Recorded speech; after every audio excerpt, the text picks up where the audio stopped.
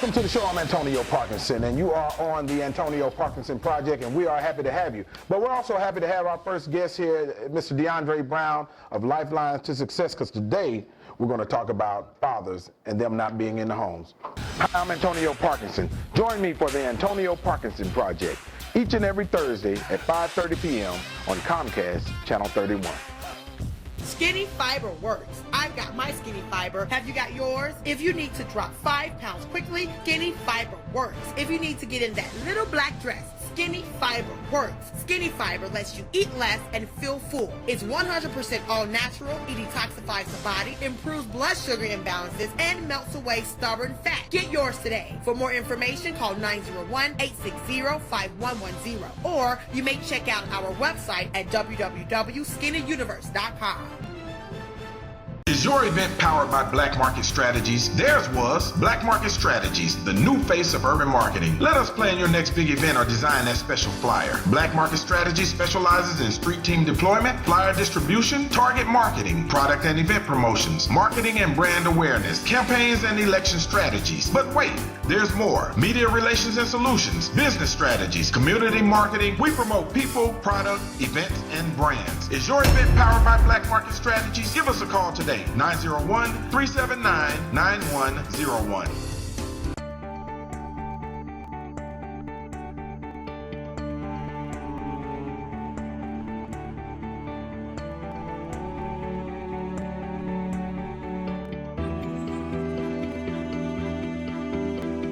Please support the Fresh Starts Community Baby Shower through your donation of a new baby item.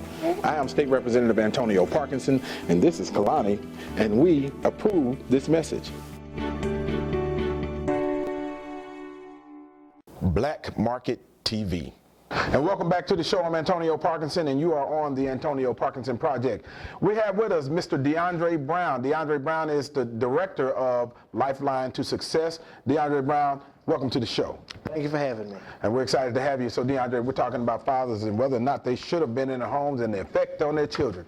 So, DeAndre, was your father in the home? No, sir. He was not there. Father not in the home. So what effect did that have on DeAndre Brown growing up? Well, the fact that my father wasn't in the home, it made me have to learn how to be a man from what I saw, learn from the environment. I had to figure it out on my own. And it was really hard for my mom and my great aunt and my grandmother to attempt to teach me how to be a man because all they had known was men that had left them. Wow, that's interesting that you say that. And so, DeAndre, take us back. You know, you're a young kid in the household. At what point was your father ever in your life? First, I should ask that. No. So, father never in the life, DeAndre. So, how did that make you feel as a child growing up? Well, there was a sense of abandonment, especially when it came to sports. I was always athletic, so my dad never came to the games. I had to learn how to bounce a basketball myself. Found out my father played football and ran track, so even though I didn't know him, I wanted the same number he had in football. I wanted to run track like he did. All those things that I was missing, I still attempted to try to capture, even though I didn't know how he had actually done it because I really didn't have a relationship with him. So no father in the home. How did your mother, did she ever try to explain it? How did she explain the fact that your father was not in the home? It wasn't something that even really was a conversation piece. She was a young mother, had me when she was 16, so it really wasn't a lot of rearing from her anyway. My grandmother did most of it, or my great aunt, who was my grandmother's sister. Mm-hmm. So your grandmother, you were raised pretty much by your grandmother? Yes. Now, were you living with your grandmother and your mother living with the grandmother also, or were you guys in separate homes? Separate homes. So you were in a separate home from your mother, and what was your mother doing at this time while you were being reared by your grandmother? And were your siblings there at the grandmother's house also? My brother and I were together, and my mother, from what I found out later, was actually sprung. She was on drugs. Okay, so mother on drugs. Father not around, so your mother and your father, they weren't dealing with each other at the time either? No, sir, not at all. Okay. And tell me about your mother. Tell me about her background. Well, my mother, again, had me when she was 16 years old. Did not really find her footing in life until she was around 35 or 40. She never worked, lived in the projects, had men that would take care of her, so several men and women out of her life. But I like to say, though, before she did pass, I thank God she got it together and turned those things around, actually became gainfully employed, became usher at the church and things like that. Oh, that's good to hear. And life with your grandmother, how was life with your grandmother? It was almost like a fairy tale. My grandmother worked at Kimberly-Clark, my grandfather worked at Kellogg, so there weren't many things that I desired because they had the money to buy those things. But at the same time, even though the things were there was still a void because, again, there was no father, there was no man that could teach me how to tie a tie. Right. You know, things of that nature. And what about the grandfather? Grandfather, he was in the house, right? And was he not able to teach you those things, or did it just not happen? Tell me about that. He was in the home, but you know, he liked to drink a little bit, and he worked 12, 14 hours a day. So most of the time, he worked a second and third shift. So I would be at school, he'd be going to work when I was coming home. So there really wasn't much interaction there. And so the father's not there. You do have a grandfather that's in the household with the grandmother. And what was the difference in the age between you and the grandparents? My grandmother is approximately 42 years older than I am. Okay, and so as you were coming up, of course, they were getting older, and so you know you're living life with your grandmother, so you kind of got a little double thing going on. You know, the father's not in the household, but was your mother? Was she, even though she wasn't living with you, but was she hands-on in you growing up or in your life at that time? She came around on occasion. She really wasn't integral though in my rearing. She really didn't give me advice or give me any home training. It was more so my grandmother, my great aunt, and my mom would come around every now and again. So I knew who she was. I desired a relationship with her, but I really didn't get that until I was an adult. And so you know, you grew up with your grandmother, and you were living in the Memphis community at this time? Memphis and Arkansas, back and forth. Okay, so Memphis and Arkansas, and you know, no father figure in the house, and so that leaves a lot of training to be given to you, and basically, where did that training come from? My coaches. I was an athlete, so my coaches, I learned early in the fourth grade that those men that I could look up to, that had discipline in their blood, and they wanted me to be better at whatever the sport was. So I felt like they really had compassion for me because I did have some God-given talent, and they wanted to give me structure, and it was something that I really hadn't had before. Right. So you're growing up, and you know you do have some coaches, you know, that came into your life as some male figures in your life. You had your grandfather also, but the father was definitely missing. The father, from whom you carry your genes, was not in your life. So did you ever find yourself doing something or doing things and wonder why you're doing these things and couldn't quite figure it out? Every now and again, and then my mom always say, "You just like your daddy." Just like the dad that you hadn't seen that you didn't know. Exactly. Right. You know, because I dealt with the same thing. You know, I always kind of equated it to, you know, splitting your body in half, and you see everything in full living color of this half, but on this half it's just completely black. So that's what it was like for me. Mm-hmm. Right. So DeAndre, you ran into some rough patches later on in life, and I don't want you to talk about that right now, because when we come back, we're going to talk about some of the rough area of DeAndre's life and ask him and find out if this was directly related to his father not being in the home with him as he was growing up. And we're talking about missing fathers right here on the Antonio Parkinson Project, and we'll be right back.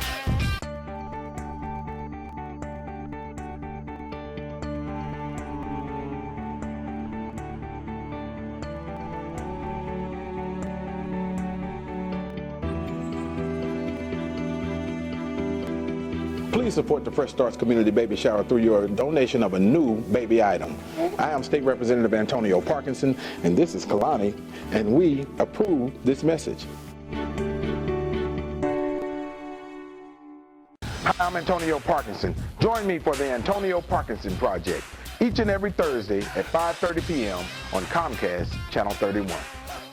Is your event powered by Black Market Strategies? Theirs was Black Market Strategies, the new face of urban marketing. Let us plan your next big event or design that special flyer. Black Market Strategies specializes in street team deployment, flyer distribution, target marketing, product and event promotions, marketing and brand awareness, campaigns and election strategies. But wait, there's more. Media relations and solutions, business strategies, community marketing. We promote people, product, events, and brands. Is your event powered by Black Market Strategies? Give us a call today. 901-379-9101.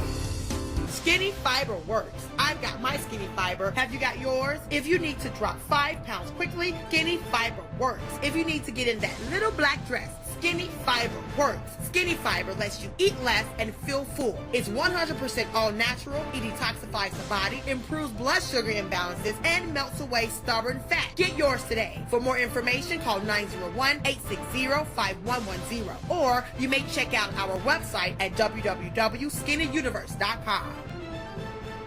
Black Market TV. And welcome back to the show. I'm Antonio Parkinson, and you are on the Antonio Parkinson Project. And joining us today is DeAndre Brown. He's executive director over at Lifeline to Success. And DeAndre, let's jump right back in.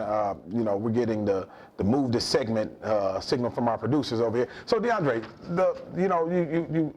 you come up and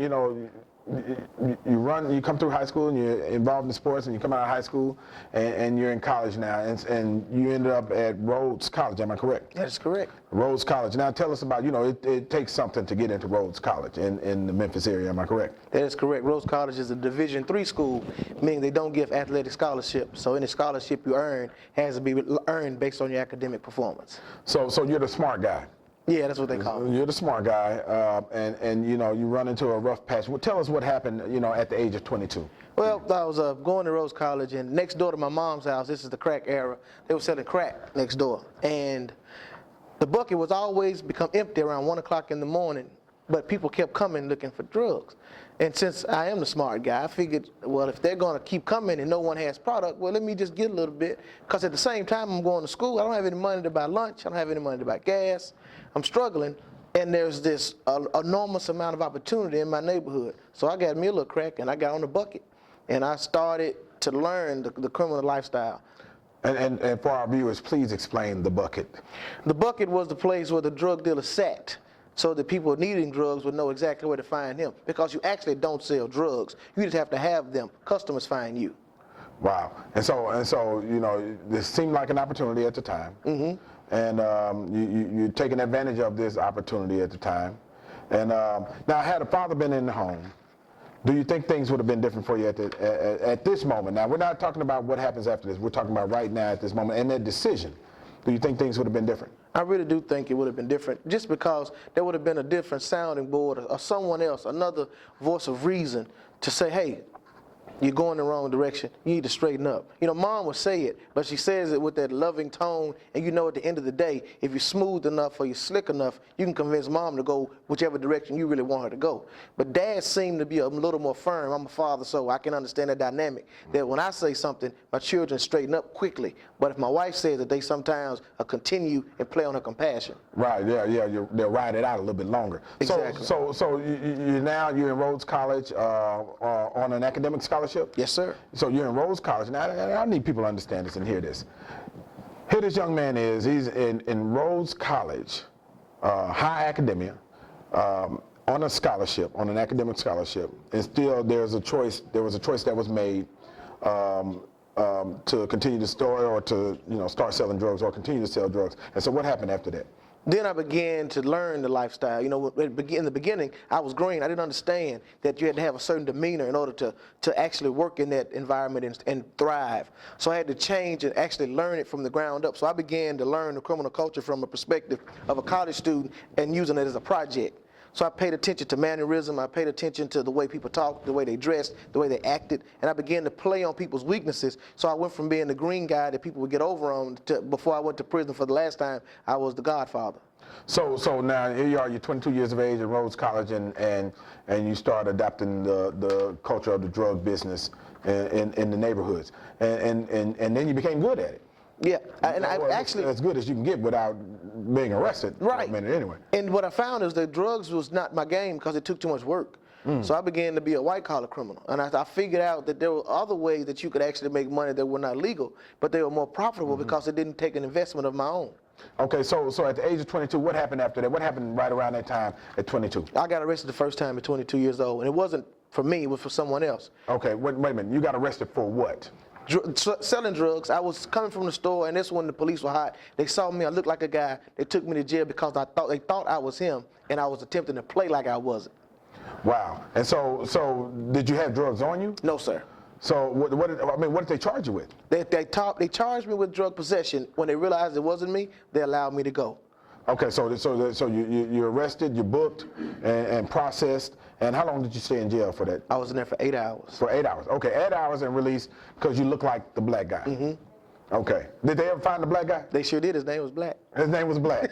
Oh, wow. So the black guy named Black got arrested and you were released 8 hours. So that 8 hours, how was that experience, that 8 hours in jail? It was traumatic. First time, you're 22 years old, right? Yes, sir. 22 years old, first time in jail, 8 hours in jail. Tell me about that experience. I was tremendously afraid, and I did not know what to expect. But the problem was, after you go the first time, the fear is gone. So it wasn't that hard to go back because I knew what to expect. And since I knew what to expect, I knew how to deal with it in my own mind, I thought. Okay, so now, 22 years old, experience, your first time in jail, and you become desensitized to going, and you're back out. 5 years later, tell us what happens. They finally got me. The feds came to the house, and life as I know it changed. And what happened? Why were the feds at the house? I had gone from just doing petty crimes and small things to doing major crimes, hanging papers, they called it, checks, bank fraud. So I was wanted by the city of Memphis, Shelby County, the state of Tennessee, and the United States of America. So how did that transition? What happened? What happened in there, in that transition, from those 8 hours in jail to this new situation to where every agency in governmental agency known in the United States is looking for you? What happened? Once I became adapted to the culture and the criminal culture became my lifestyle, then common sense and reason go out the window, and then you begin to navigate that to the best of your ability. And once you become comfortable in it, then that's what you do. So my life went from being one on the pathway of becoming a doctor to one being on a career criminal that was going to be able to get as much money as I possibly could get in a shorter period of time as I possibly could get it. DeAndre Brown, so with the father not being in the household, or should that father have been in the household, how would things be different? It would have been a lot different. The problem was my father was already incarcerated. And not only was my father incarcerated, my uncles were incarcerated. And it was so bad that when all of my uncles, I had three uncles and my father, that when they all were out at the same time, my family had a party. So in my household, in my family, it was normal for the men to go to prison. DeAndre, we got 1 minute left in the segment. Tell us now. So you've been through that situation. What's happening with DeAndre Brown now, and how are you being different than what your father was for you? Well, now I'm the proud father of 8 children. My first 2 children I didn't get it right, but the next group I got it together, and I'm at home with them now. I'm married. I have a program that trains convicted felons how to become positive, productive citizens. I'm a pastor of a church. I am now attempting to live the life that I wish someone had lived for me so that I could see what an example of a good man was. I don't say that to brag, but I just know that I've put in the work on the other end, so I see the complete difference, and I'm proud of what the Lord has made me to be today. And what kind of impact are you having on the lives of these men, and how is it affecting them and how they approach fatherhood and their children? I pray that I'm a role model that they want to emulate one day, and that their lives are better because of the things I had to go through as a child. DeAndre Brown, we appreciate you being on the show. And we'll be right back, and we're going to talk to one of the men that are in the Lifeline to Success program that DeAndre Brown heads up. And we'll be right back right here on the Antonio Parkinson Project. Stay tuned. Hi, I'm Antonio Parkinson. Join me for the Antonio Parkinson Project each and every Thursday at 5:30 p.m. on Comcast, Channel 31. Is your event powered by Black Market Strategies? Theirs was Black Market Strategies, the new face of urban marketing. Let us plan your next big event or design that special flyer. Black Market Strategies specializes in street team deployment, flyer distribution, target marketing, product and event promotions, marketing and brand awareness, campaigns and election strategies. But wait, there's more. Media relations and solutions, business strategies, community marketing. We promote people, product, events, and brands. Is your event powered by Black Market Strategies? Give us a call today. 901-379-9101. Skinny Fiber works. I've got my Skinny Fiber. Have you got yours? If you need to drop 5 pounds quickly, Skinny Fiber works. If you need to get in that little black dress, Skinny Fiber works. Skinny Fiber lets you eat less and feel full. It's 100% all natural. It detoxifies the body, improves blood sugar imbalances, and melts away stubborn fat. Get yours today. For more information, call 901-860-5110. Or you may check out our website at www.skinnyuniverse.com.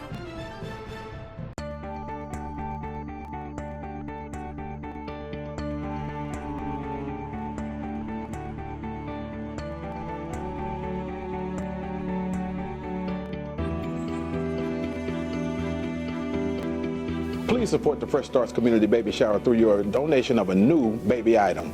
I am State Representative Antonio Parkinson, and this is Kalani, and we approve this message. Black Market TV.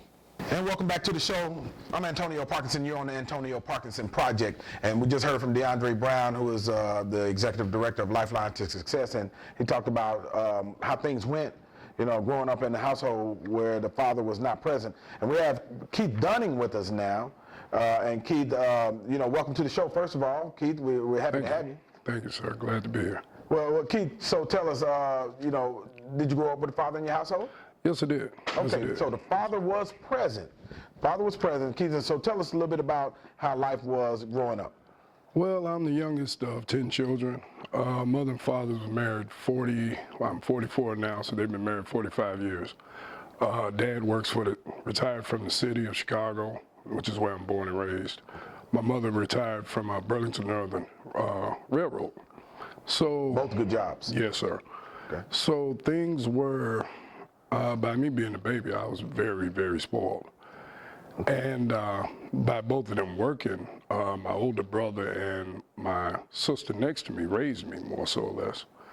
So the communication with my dad was very null.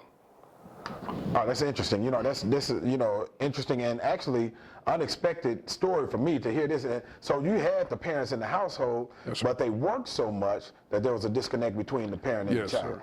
Yes, sir. It was times where I would actually have to leave notes on the refrigerator for my dad to remind him of my sporting events or to go to school to get my grades or things like that. Wow. Yes, sir. So you basically growing up in a pretty normal household. Would you say that? Well, it wasn't Brady Bunch, but I mean, it was fun. I mean, Right. It was, you know, yeah. Right. Well, so no Brady Bunch? No. Okay. No Alice? No Alice. Yeah, so Keith, tell us when did things start changing for you? Well, as a youth, I was very involved in sports as well as school. I loved going to school. It was an outlet for me to get away from home. I think things really started changing for me when I was 13. I joined the street gang. Okay. And what gang was that? Can you? Sure. We're called Black Disciple Nation. We're offspring of the normal Disciple Nation, you know, GDs, BDs, things of that nature. Right. And Yes, so 13 years old, you joined the gang. Was there no nothing from your parents when you joined the gang, or what happened there? They didn't even know I was affiliated till I was 16.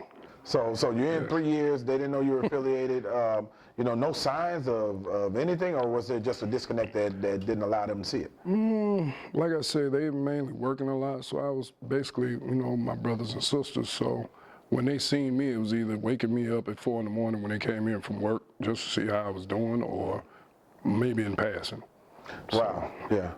Yeah. So basically, we're talking about, you know, a father that's actually present but not present at the same time. Exactly. Yeah. And so then what male figure were you being raised by? Well, my older brother, he's a gang member as well.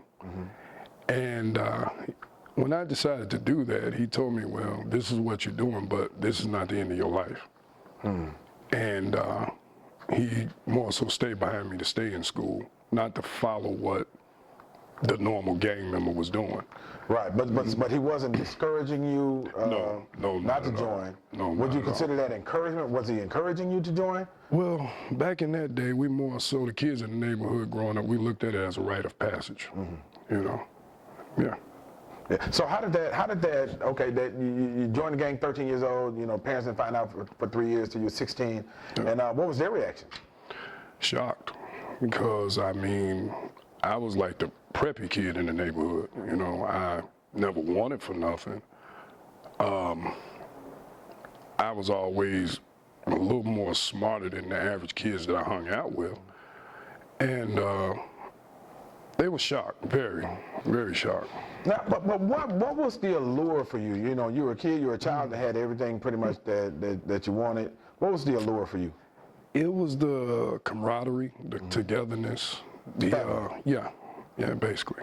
So family. So now you're in the gang, but you're smarter than most kids. Yes, sir. And so what happened?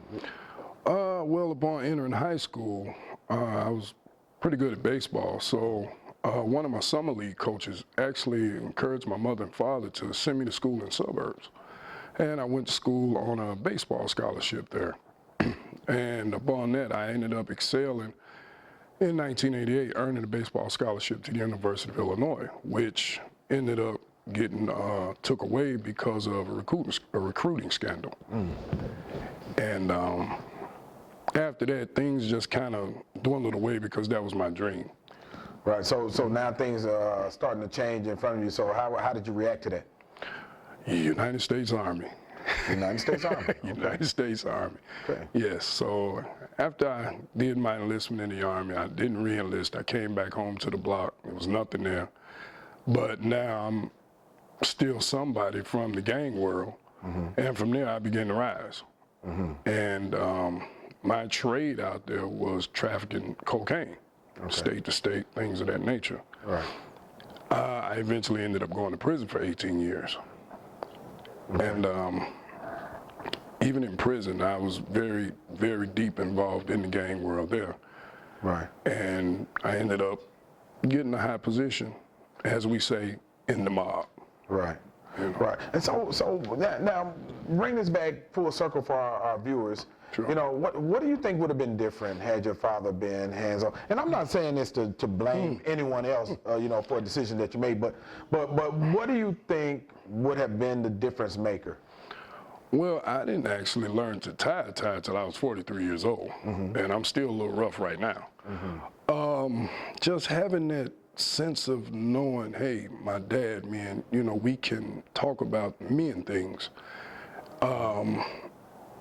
Just having that someone there to know you got my back, you know, besides these gang members. Right. So do you have children, Keith?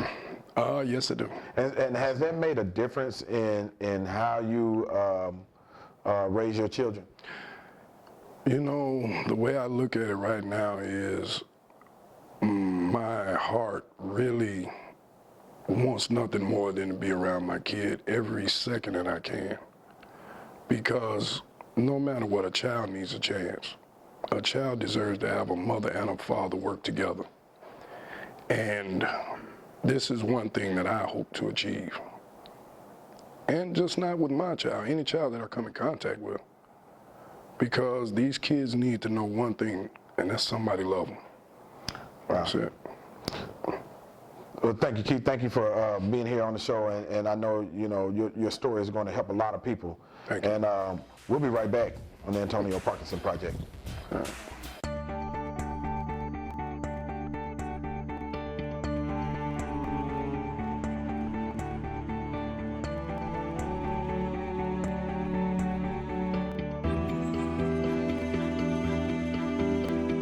Please support the Fresh Starts Community Baby Shower through your donation of a new baby item. I am State Representative Antonio Parkinson, and this is Kalani, and we approve this message. Hi, I'm Antonio Parkinson. Join me for the Antonio Parkinson Project each and every Thursday at 5:30 p.m. on Comcast, Channel 31. Skinny Fiber works. I've got my Skinny Fiber. Have you got yours? If you need to drop 5 pounds quickly, Skinny Fiber works. If you need to get in that little black dress, Skinny Fiber works. Skinny Fiber lets you eat less and feel full. It's 100% all natural. It detoxifies the body, improves blood sugar imbalances, and melts away stubborn fat. Get yours today. For more information, call 901-860-5110. Or you may check out our website at www.skinnyuniverse.com.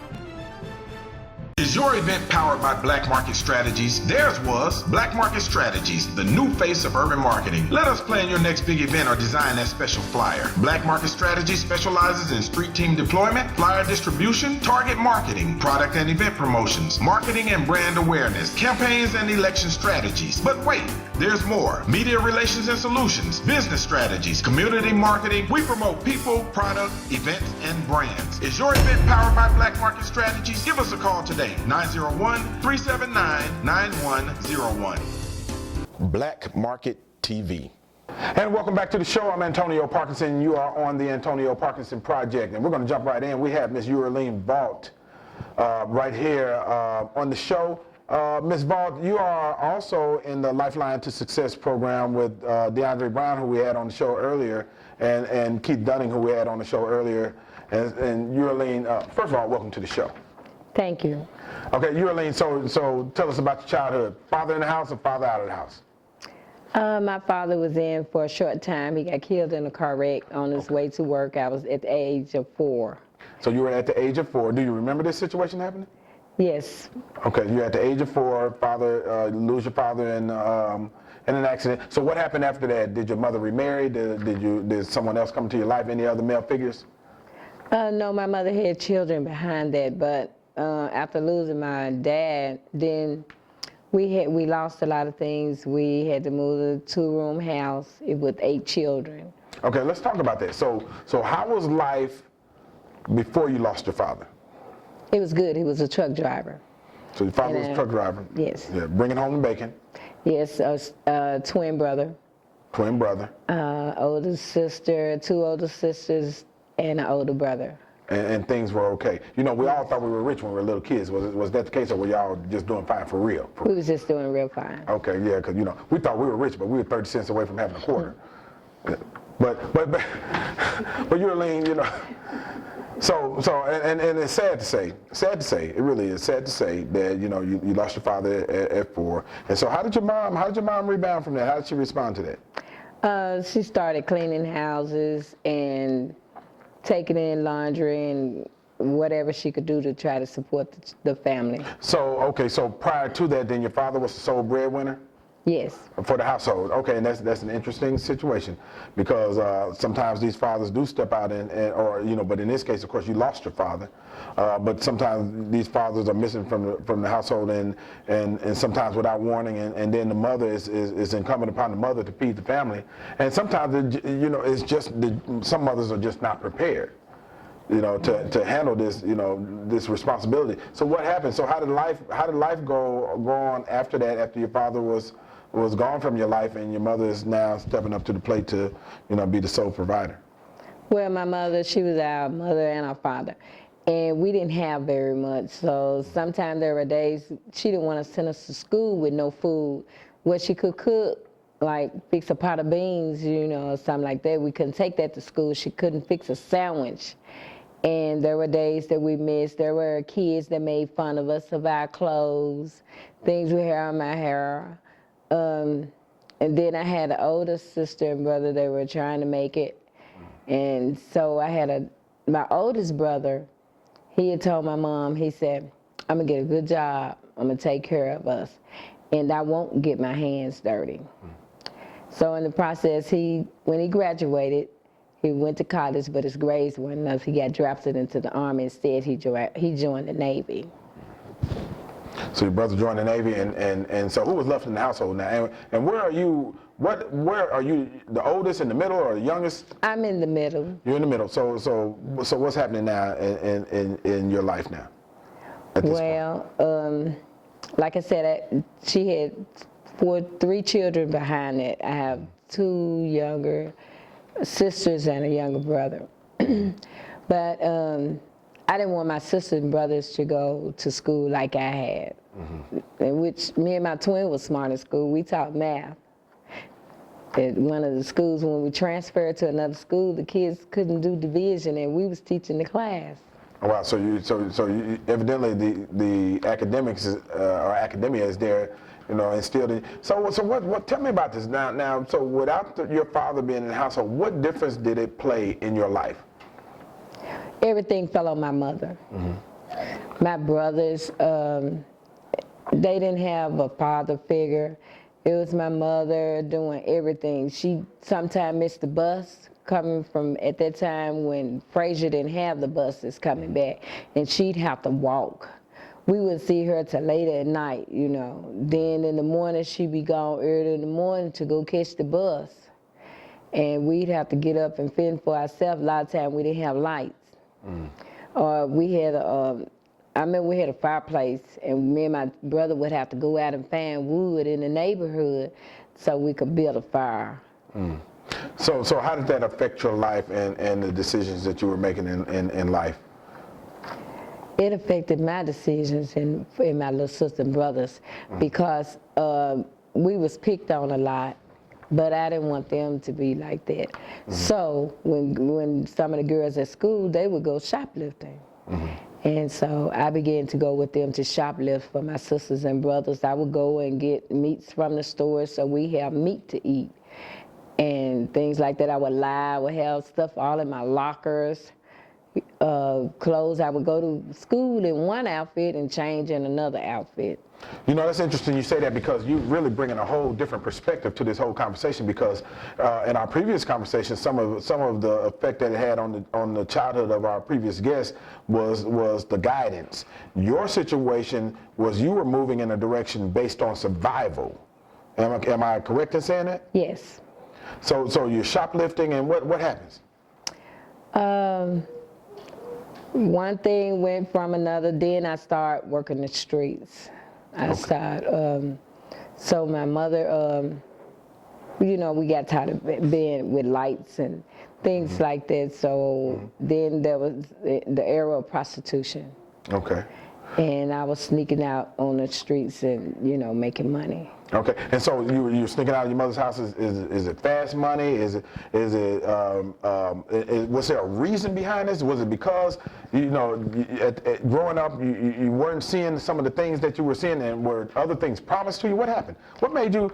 How did you get involved in that life? Well, my mom, she was working so hard, and we didn't have what the other had. Then there were times, you know, we almost got put out of our house. You know, the rent was behind, no lights. We had oil lamps. We put our iron on the fireplace to try to iron our clothes. No food. 2 rooms. I got my arm burnt. I got scalded to death boiling water to take a bath and pour it in a foot tub to take a bath, you know. And the steam hit my arm and I dropped the pan on my arm. Wow. And so, we have to wrap this segment up, but I want to bring Lifeline back for another partial segment, and I have to ask her, and I don't want you to answer this right now, but you can answer this when we come back. Was there a promise of a better life from men that came into your life that kind of propelled you or encouraged you to get into the life of prostitution and that street life? And so we'll be right back on the Antonio Parkinson Project. Stay tuned because you want to hear the answer to this. Skinny Fiber works. I've got my Skinny Fiber. Have you got yours? If you need to drop 5 pounds quickly, Skinny Fiber works. If you need to get in that little black dress, Skinny Fiber works. Skinny Fiber lets you eat less and feel full. It's 100% all natural. It detoxifies the body, improves blood sugar imbalances, and melts away stubborn fat. Get yours today. For more information, call 901-860-5110. Or you may check out our website at www.skinnyuniverse.com.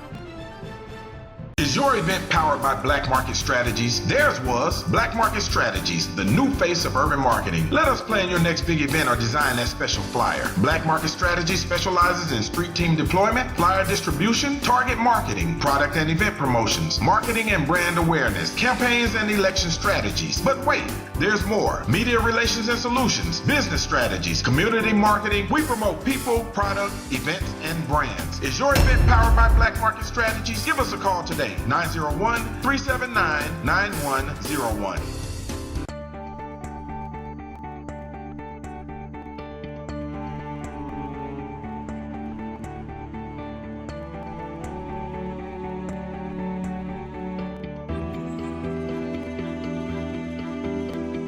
Please support the Fresh Starts Community Baby Shower through your donation of a new baby item. I am State Representative Antonio Parkinson, and this is Kalani, and we approve this message. Hi, I'm Antonio Parkinson. Join me for the Antonio Parkinson Project each and every Thursday at 5:30 p.m. on Comcast, Channel 31. Black Market TV. And we're back on the Antonio Parkinson Project. I am Antonio Parkinson, and we have with us Lifeline.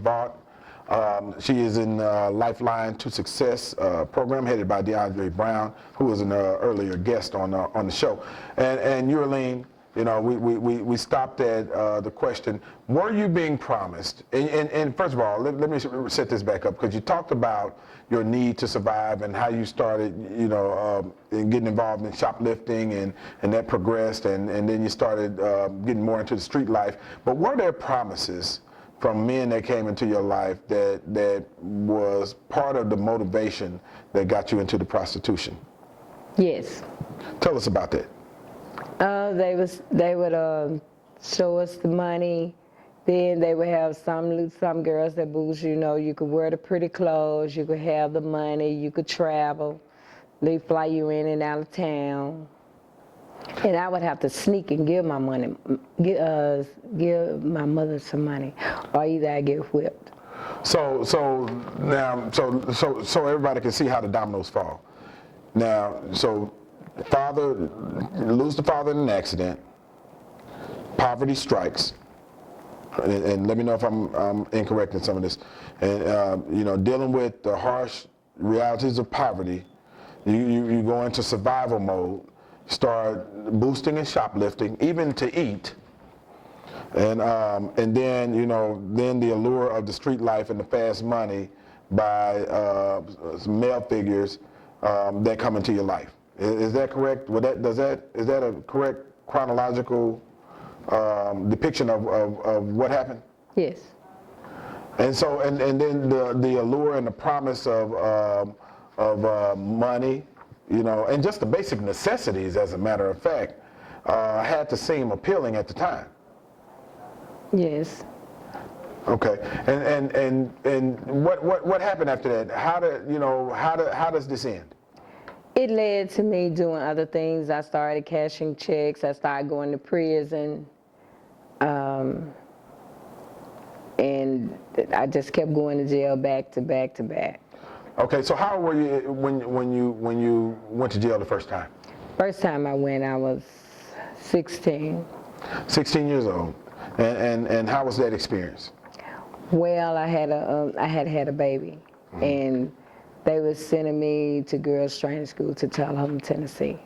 And my mother, juvenile court allowed my mother to bring my baby to see me. But when I came back home, she didn't know who I was. Oh, wow. She was walking. They would send me pictures. So when I got back, I ran up to say, "Hey, baby," you know, and called her name.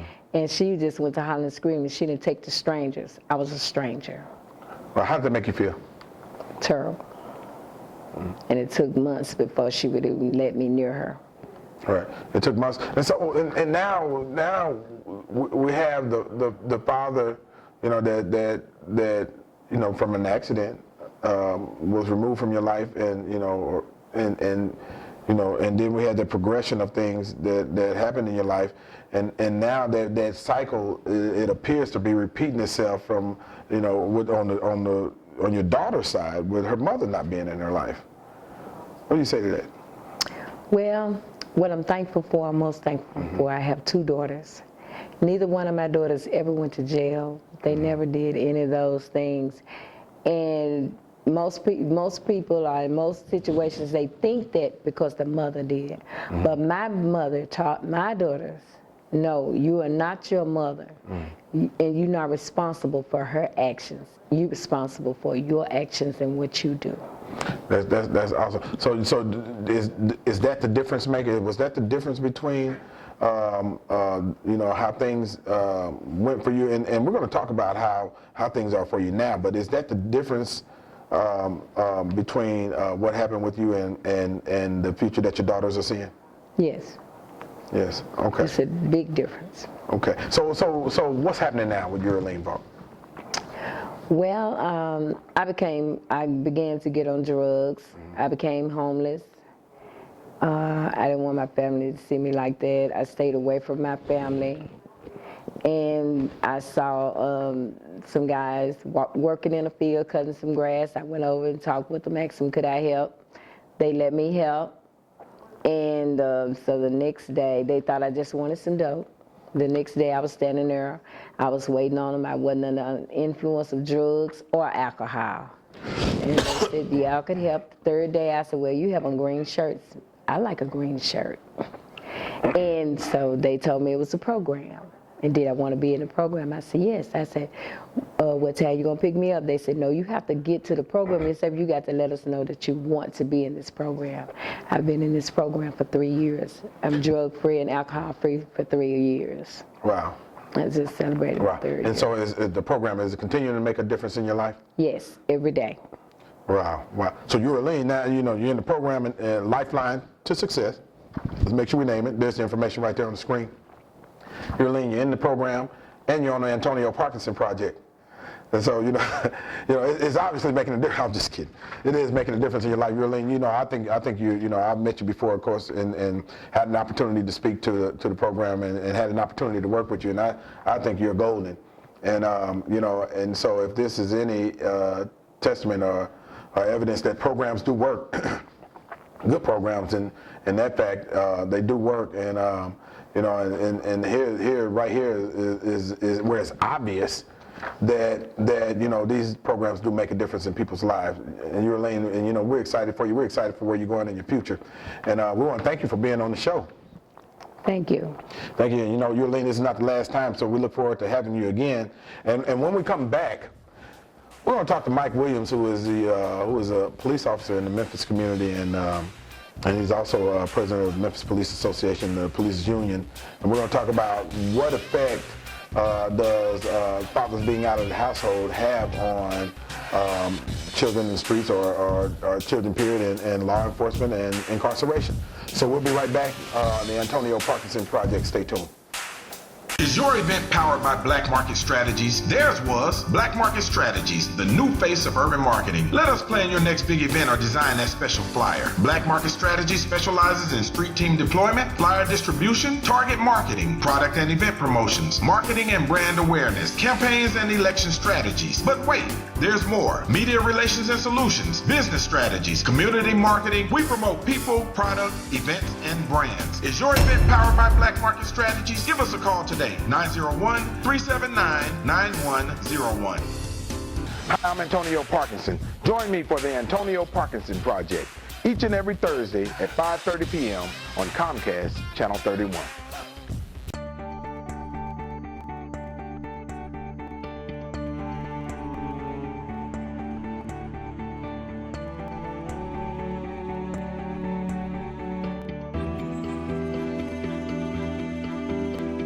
Please support the Fresh Starts Community Baby Shower through your donation of a new baby item.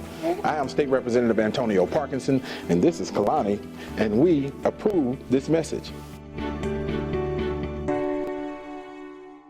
Skinny Fiber works. I've got my Skinny Fiber. Have you got yours? If you need to drop 5 pounds quickly, Skinny Fiber works. If you need to get in that little black dress, Skinny Fiber works. Skinny Fiber lets you eat less and feel full. It's 100% all natural. It detoxifies the body, improves blood sugar imbalances, and melts away stubborn fat. Get yours today. For more information, call 901-860-5110. Or you may check out our website at www.skinnyuniverse.com.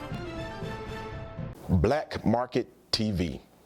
And welcome back to the show. I'm Antonio Parkinson, and you are on the Antonio Parkinson Project. And joining us right now is Mike Williams. Mike Williams is an officer with Memphis Police Department, and he's also president of Memphis Police Association, the police union in the Memphis, Tennessee area. So, Mike, welcome to the show. Well, thank you for having me. Well, Mike, you were able to watch and you heard some of these stories, and you're out there. You've been on the front lines, on the ground in law enforcement, and tell us, are these typical stories? Well, most definitely, and each situation, as you've noticed, is different. And so each situation is different. And Mike, I have to ask, did you grow up with your father in your household? Well, I didn't grow up with my father. My mother and my father separated when we were about 6 years old, but I did have a stepfather in my life. Okay, you did have a stepfather in your life. Stepfather was hands-on in raising you? Most definitely. He was retired Navy. Oh, retired Navy, military. Yeah. Okay.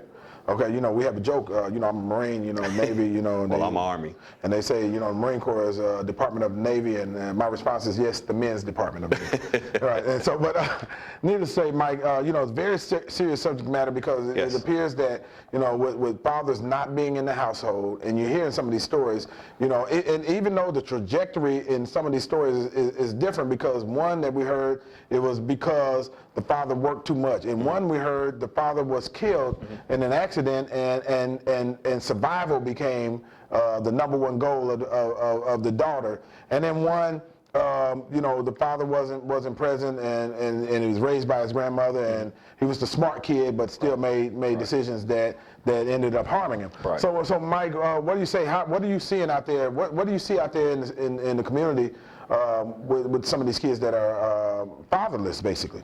Well, actually, what I'm seeing out in the community now is young people that have a lack of supervision, period. Now, I definitely think that a man plays an important role, definitely in a young man's life.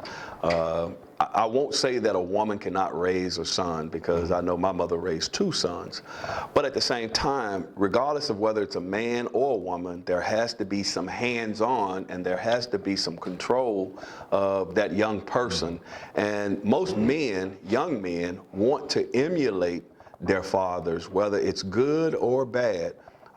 That's why it's good that you have a positive male role model in your life, so that you can emulate the good things as opposed to the bad things. Interesting you say that, because young men are going to emulate someone. Exactly. But we prefer that it's a father that possesses those skills that these young men need to see, especially in regards to responsibility and the protection, the protection of the family members and the women and children in the family, because ultimately that's what our role is. Would you say, Mike? Yes, it is. It's for us to, well, first of all, the Bible says that the man is the head of the house.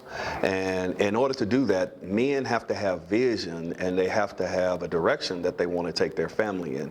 And most of the time, you want a positive male who wants better for their children than they have had for themselves. And most young men, if in fact you have a positive male role model in their lives and they have hands-on, not only are they going to want to emulate that positive male role model, but they're also going to want approval from that positive male role model, and they're going to want to excel so that that positive male role model will also be proud of them. Well, Mike, let me ask you this, and this is a topic that's been discussed over and over, but what is the genesis for basically the epidemic in the black community of the fathers not being in the household? Well, first of all, for some reason, if you notice, you have a whole lot of young men out there that didn't grow up or don't want to do the things that that men did in the past. You know, it used to be a time when it was okay to wear a suit. You know, I look back at a lot of the old pictures, and if you do that, you see kids that are in high school, they're wearing Stacey Adams, they're wearing dress slacks, they're wearing suits and hats. And it was acceptable, but, you know, there was a pride. I think a lot of it has been the decentralization of the communities. And what I mean by that is busing. When you start busing kids to other schools outside of their neighborhoods, and now you don't have that sense of pride in your neighborhood. And the village. The village is gone. When we talk about it takes a village to raise a child and different things like that. So because of not only just that, but other things like that, a lot of the kids now, they don't really assimilate or affiliate with their communities unless it's with a gang. And these young guys, they're looking for, a lot of them are looking for young ladies to take care of them, looking to hang out.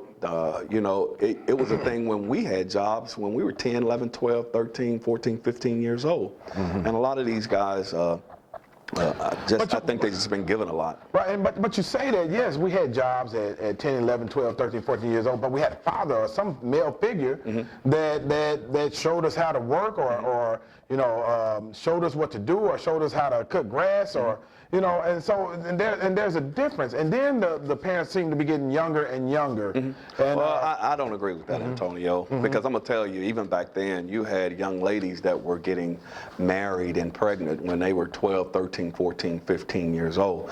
The difference is you had, like you said, the village took control of that child, which was the family structure, and they actually raised that child or assisted with the rearing of that child. And let me ask you something. Do you think, is it an issue of a systematic situation that's plaguing our communities where these fathers are missing, or is it just simply lack of responsibility on behalf of these fathers? Well, a lot of it is lack of responsibility, I feel, and some of it is the fact that for some reason we've had the breakdown of the family structure within our communities, because a lot of the people that became professionals and moved out of the community, and then you left those who were there to fend for themselves, and a lot of us have not reached back into the community, because there used to be a time when the community evolved around the church and the church evolved around the community, and you don't really see that anymore. A lot of people that have moved out from the community are coming back in the community to go to church, but once they go to church on that Sunday, then they go back outside the community, and you have those individuals left there who are fending for themselves. But Mike, one would argue that you don't see this same thing happening in other communities, Right. and you know, with other races. You know, it's specific to, for the most part, to the black community. What do you say to that? Well, I say that, you know, when you look at some of those other ethnicities, they stick together regardless. And, you know, when you look at the Hispanics, they'll pool their money together to start a business and then to help somebody else start a business. And for some reason, things like that don't catch on for us. We got like Bellevue Baptist coming into the communities, into some of the neighborhoods, whereas we have big churches in those neighborhoods that are African American that don't really do things in the neighborhood. And you have to have somebody from outside come in to help aid and assist. And I think that that's a travesty. We should come together, not just black and white, but as a community, to be able to try to pull our own communities up. We got to reinstill pride and hope and self-esteem in some of these young people, and a desire to want to succeed. Wow, and this, Mike, I think you hit the nail right on the head, and we have to find a way to get these fathers back in the household. Mike Williams, thank you for joining us on the Antonio Parkinson Project, and we got to have you back on the show sometime, man, and you know, we appreciate your candor and everything you bring to the show. I'm Antonio Parkinson, and thank you for tuning in to the Antonio Parkinson Project. We're here every Thursday at 5:30 p.m. and join us. And don't forget, follow us on our social media, send us feedback, and if you have any questions or comments, or even show subjects that you want us to talk about, reach out to us and let us know. I'm Antonio Parkinson. I'll see you next week. Powered by Black Market Strategies.